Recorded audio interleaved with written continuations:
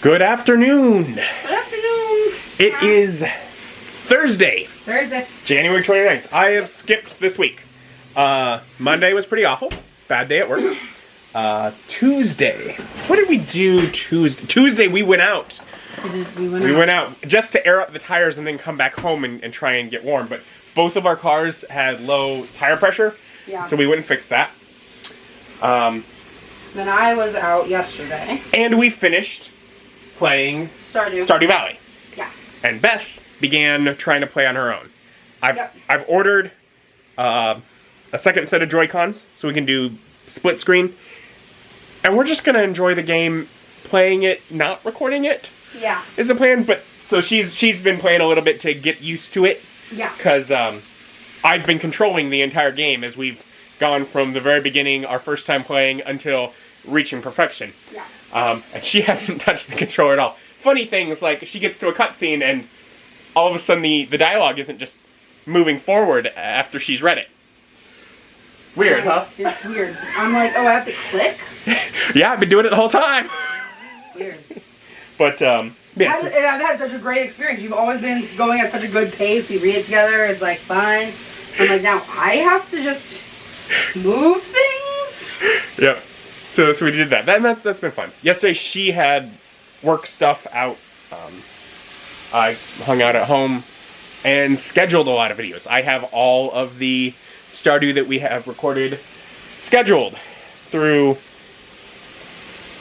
into June of next year, I think. 2027? Yeah. So that'll take a while for that to come out. But oh well, it's all there. It'll come out eventually. Yeah, we did just record every day, so... Yeah. It's fun. Yeah. And that's what gives me time to think, we can just play through it and not have to record a thing for the video game channel. We're pushed ahead. Yeah.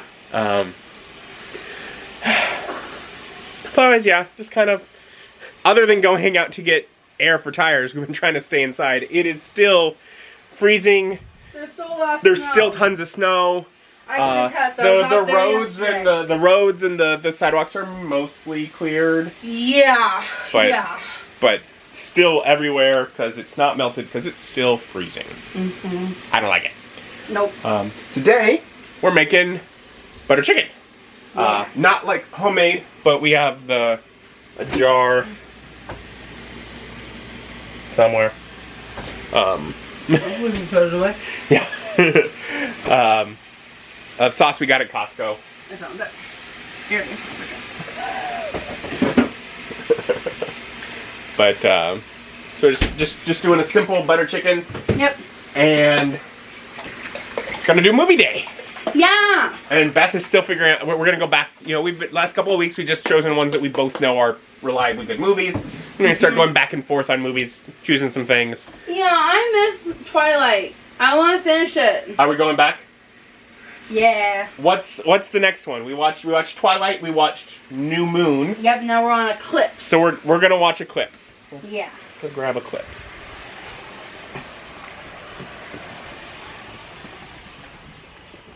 Yeah. It's one of the ones we've gotten a Blu-ray of.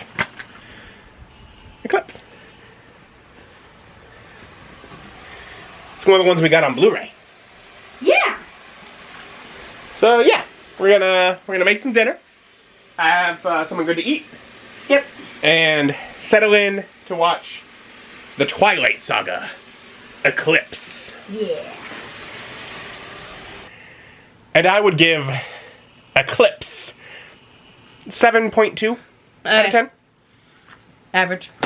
From the back of the box.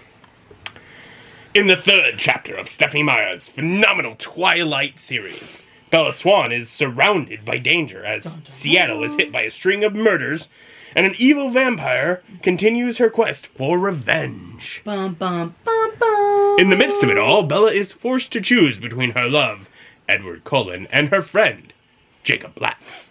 Knowing that her decision may ignite the ageless struggle between vampire and werewolf.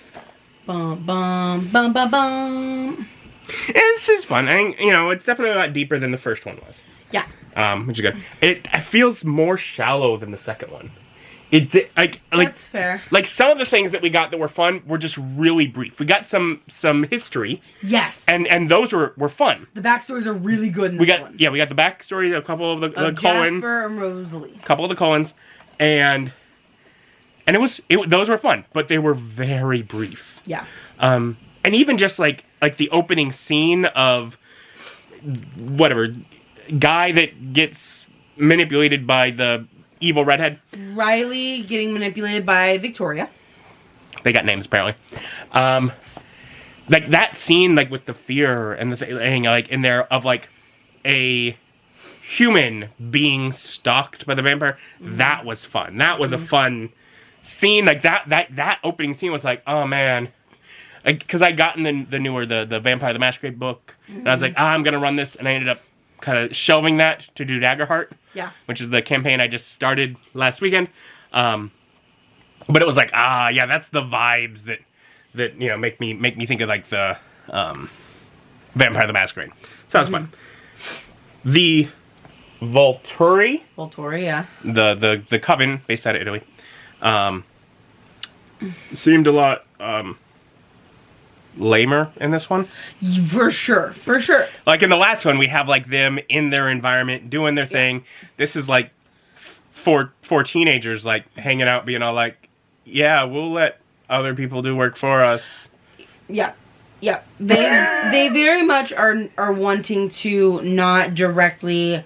They can't directly make a move against the Cullens because they're not doing anything to actually harm vampires and like revealing them to human society, and that's what the Volturi stop.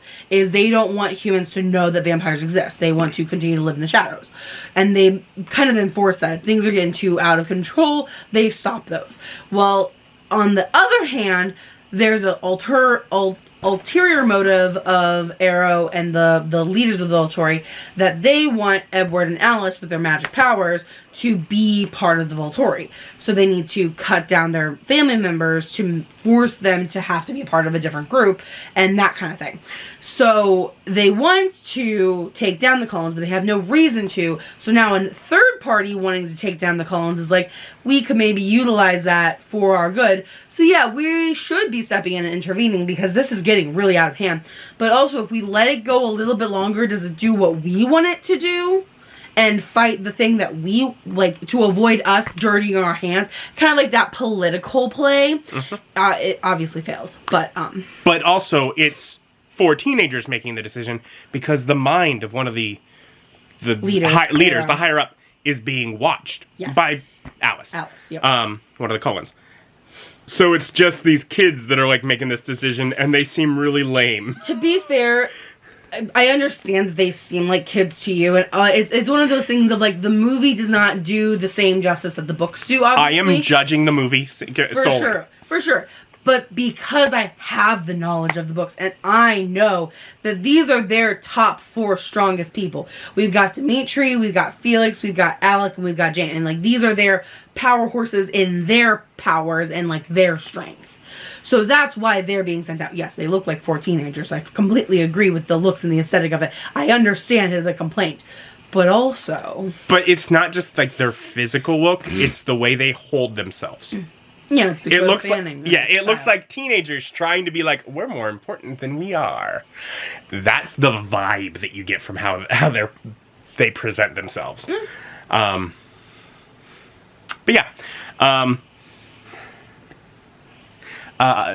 And this one does wrap up the I guess the trio of villains that we had in the first Twilight. This wraps that up, allowing the Volturi to be the ultimate the bad guys in the final book. There's 2 more movies, but it was written as a single story, so it's the final book, so the final 2 movies, like allowing them to take center stage in that, theoretically involving some of the more impressive and stoic looking ones. But otherwise, it is also a lot of the love triangle thing, and it's kind of ridiculous. Yes. Yeah. No. It's like it has some really fun parts to it, but it also wastes a lot of time on Dad being all like, "I don't like that guy. Just quit dating your boyfriend," and boyfriend being like, "I don't like that you have a friend." Can't have friends, and friend being all like, I'm gonna kiss you against your will. There's a lot of that on all sides. I think we have to remember the context of when these books were written, which is like early 2000s. Okay. But still, it's not good. No. But I feel like back then it was like less, you know. I don't even know that has anything to do with it. It's I'm sure whatever they're kids. Yeah. And with kids, emotions run high. They're just coming out of high school. Edward doesn't have a lot of wiggle room. He's had a little more time to mature, really old. But also like, regardless of yes, no, he kissed her against her will. He then felt like an ass and apologized for it afterwards. Yeah, it's like no, that's the kind of thing that like emotions run high. Yeah, the hormones are in charge. Yeah. It is a realistic thing to make a mistake and make an ass of yourself. Yeah.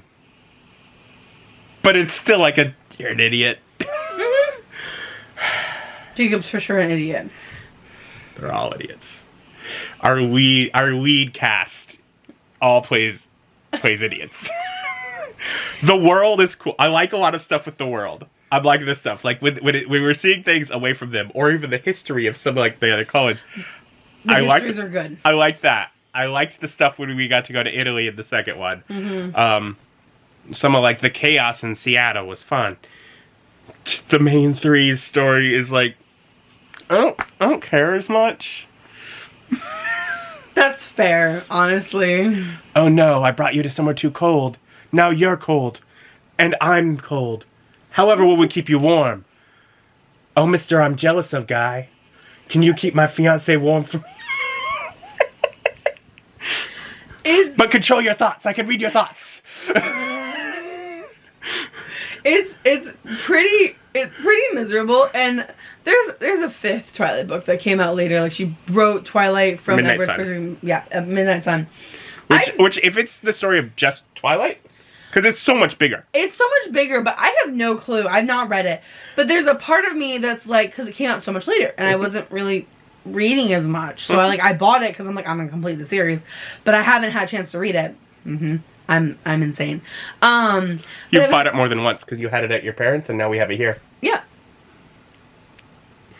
Oh, but so we, you know, there's Midnight Sun, and I haven't had a chance to read it, but there is a part of me that's like, is that gonna just be a lot of Edward whining about stuff? And I'm not sure I can handle it. Like, there's a part of me that's like, ugh, their thoughts, they're so invasive. Because, like, I just remember, you know, I remember it more from the movies, you know, I can read all their thoughts. Money, sex, money, cats.